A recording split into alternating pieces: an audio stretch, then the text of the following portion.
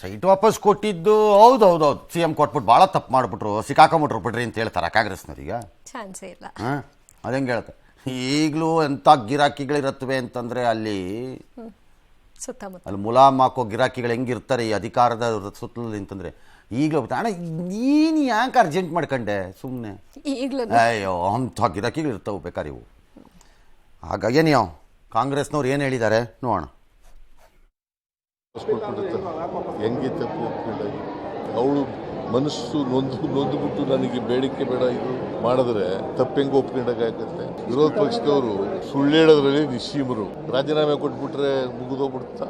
उन्हें इन चीजों से कोई भी एक प्यार नहीं है कि जो रखना चाहें, और उन्होंने कहा है कि इसको मैं इसलिए लौटा रही हूं कि मुझे कोई भी इस पे इंटरेस्ट नहीं है. जिसने 2010 में उनको गिफ्ट किया जब उनके पति, और अब वो कह रही हैं कि मेरे को इससे कोई अटैचमेंट नहीं है, तो मैं समझता हूँ ये ನಾ ತಪ್ಪು ಮಾಡಿದ್ದೀನಿ ತಗಡಿ ಅಂತ ಹೇಳಿಲ್ಲ ಅವರು. ನಾ ತಪ್ಪು ಮಾಡ್ಬಿಟ್ಟೆ ವಾಪಸ್ ತಗಡಿ ಅಂತ. ರಾಜಕೀಯ ಗದಾಪ್ರಹಾರ ದಿಲ್ಲಿಯಿಂದ ರಾಜಭವನದಿಂದ ಇಲ್ಲಿ ತನಕ ಮಾಡೋದು ಗೊತ್ತಿಲ್ವಲ್ಲ. ಸಹೋದರಿ ತಮ್ಮ ನಿರ್ಣಯವನ್ನು ಕೈಗೊಂಡು 14 ಸೈಟ್ಗಳನ್ನು ವಾಪಸ್ ಮಾಡಿದ್ದಾರೆ. ರಾಜಕೀಯ ದುರುದ್ದೇಶದ ಸಂದರ್ಭದಲ್ಲಿ ಈ ರೀತಿಯ ಸ್ಪಂದನೆ ಅವ್ರದ್ದು ಏನಿದೆ ಅವರಿಗೆ ಘಾಸ್ಯ. ಸರ್, ಇದ್ರಲ್ಲಿ ರಾಜಕೀಯ ದುರುದ್ದೇಶ ಏನು ಬಂತು ಸರ್? ಹೈಕೋರ್ಟ್ ಹೇಳ್ತು, ಅದಕ್ಕೆ ಇವಾಗ ತನಿಖೆಯನ್ನು ಕೈಗೆತ್ಕೊಂಡಿರೋದು ರಾಜಕೀಯ ಹೈಕೋರ್ಟ್ ಜಡ್ಜ್ಮೆಂಟ್ನ ನೀವು ಆ ರೀತಿ ಪ್ರಶ್ನೆ ಮಾಡೋಕ್ಕಾಗತ್ತಾ ಸರ್? ಇಲ್ಲ, ಅವ್ರು ಹೈಕೋರ್ಟ್ ಜಡ್ಜ್ಮೆಂಟ್ ಪ್ರಶ್ನೆ ಮಾಡ್ತಿಲ್ಲ, ಅದೆಲ್ಲ ಮಾಡಿಸ್ತಿರೋದು ರಾಜಕೀಯ ಅಂತಂದರೆ ಗವರ್ನರ್ ಪ್ರಾಸಿಕ್ಯೂಷನ್ ಕೊಟ್ಟಿದ್ದಕ್ಕೆ ತಾನೇ ಅದು ಹೈಕೋರ್ಟ್ಗೆ ಹೋಯಿತು.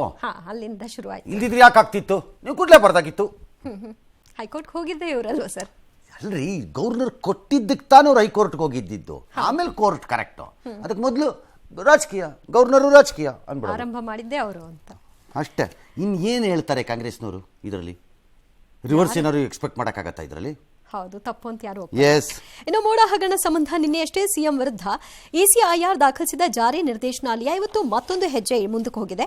ಮೂಡಾ ಕೇಸ್ ವಿಚಾರವಾಗಿ 18 ಅಧಿಕಾರಿಗಳ ವಿರುದ್ಧ ಇಸಿಐಆರ್ ದಾಖಲು ಮಾಡಿದೆ. ಹಿನಕಲ್ ಸರ್ವೆ ನಂಬರ್ 89ರ ನಿವೇಶನ ಹಂಚಿಕೆ ಹಗರಣ ಸಂಬಂಧ 2022ರಲ್ಲಿ ಲೋಕಾಯುಕ್ತ ಕೇಸ್ ದಾಖಲಿಸಿತ್ತು. 7.18 ಎಕರೆ ಜಮೀನಿನಲ್ಲಿ 350ಕ್ಕೂ ಹೆಚ್ಚು ಪ್ರಭಾವಿಗಳಿಗೆ ಸೈಟ್ ಹಂಚಿಕೆ ಮಾಡಲಾಗಿದೆ ಅನ್ನೋ ಆರೋಪ ಕೇಳಿಬಂದಿತ್ತು.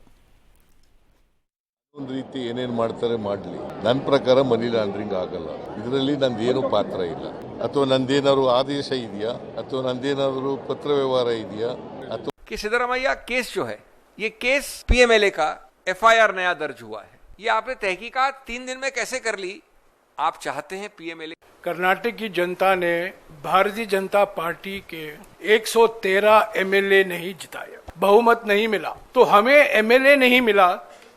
ಇಡಿ ಅವರು ಯಾವ ಒಂದು ಆಂಗಲ್ನಲ್ಲಿ ಅವರಿಗೆ ಇರ್ತಕ್ಕಂಥ ಅಧಿಕಾರದ ಹಿನ್ನೆಲೆಯಲ್ಲಿ ಮಾಡ್ಕೊಂಡಿದ್ದಾರೆ, ಅದು ಅವ್ರಿಗೆ ಸೇರಿದ್ದು, ನಮಗೇನು ಸಂಬಂಧ?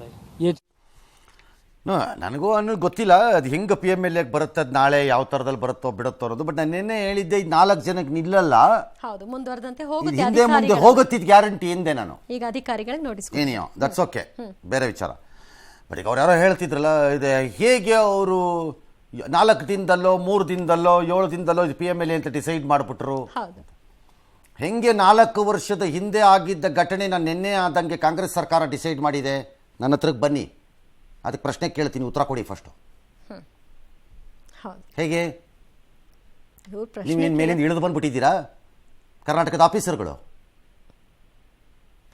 ನಿಮಗೆ ಬೆಂಕಿಗೆ ಬುಡಕ್ಕೆ ಬೆಂಕಿ ಬಿದ್ದರೆ ಕಾಣುತ್ತಿದ್ದು. ಸೆಲೆಕ್ಟಿವ್ ಆಗಿ. ಹಾಂ,